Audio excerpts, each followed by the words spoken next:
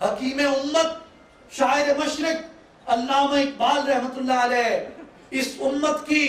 اسی سرفرازی کو بیان کرتے ہوئے، اس امت کو یقین دلاتے ہوئے یہ ارشاد فرماتے ہیں، خدائے لم یزل کا دست قدرت تو، زباں تو ہے، یقین پیدا کرے غافل کہ مغلوب گماں تو ہے۔ اور علامہ اقبال کہتے ہیں کہ تو خدائے لم یزل کا دست قدرت ہے، اور خدائے لم یزل کے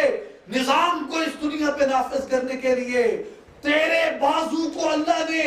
اپنی قوت عطا کر دی ہے، تیری زبان کو اللہ تعالیٰ نے اپنی قوت عطا کر دی ہے، تیری بینائی کو اللہ تعالیٰ نے اپنا نور عطا کر دیا، تیری سماعت کے اندر اپنی قدرت کے کرشموں کو داخل کر دیا۔ اور وہ یہ کہتا ہے اگر تو میرے قرب کو حاصل کر لے، اگر تو میری بارگاہ کا مقرب ہو جائے، میں تیری آنکھیں بن جاتا ہوں جن سے تو دیکھتا ہے، میں تیرے کان بن جاتا ہوں جن سے تو سنتا ہے، میں تیری زبان بن جاتا ہوں جس سے تو بولتا ہے، میں تیرے ہاتھ بن جاتا ہوں جن سے تو پکڑتا ہے، میں تیرے پاؤں بن جاتا ہوں جن سے تو چلتا ہے، میں تیرا دل بن جاتا ہوں جس سے تو ارادہ کرتا ہے، جس سے تو دلیل کرتا ہے، جس سے تو سوچتا ہے۔ اس لیے ہمیں اپنی اس بزرگی کو، ہمیں اپنے اس شرف کو اپنے مد نظر رکھنا چاہیے، اور پھر یہ دیکھنا چاہیے کہ یہ جو شرف ہمیں خیر امت کا دیا گیا، یہ شرف جو ہمیں خدائے لم یزل کا دست قدرت ہونے کا دیا گیا،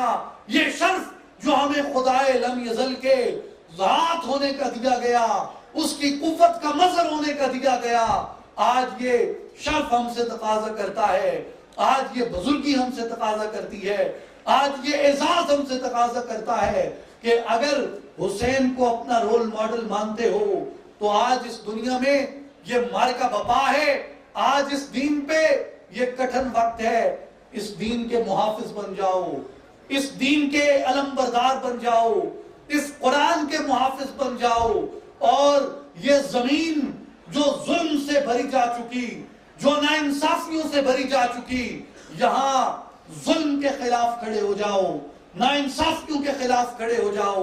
قتل و غارت کے خلاف کھڑے ہو جاؤ، فتنہ و فساد کے خلاف کھڑے ہو جاؤ،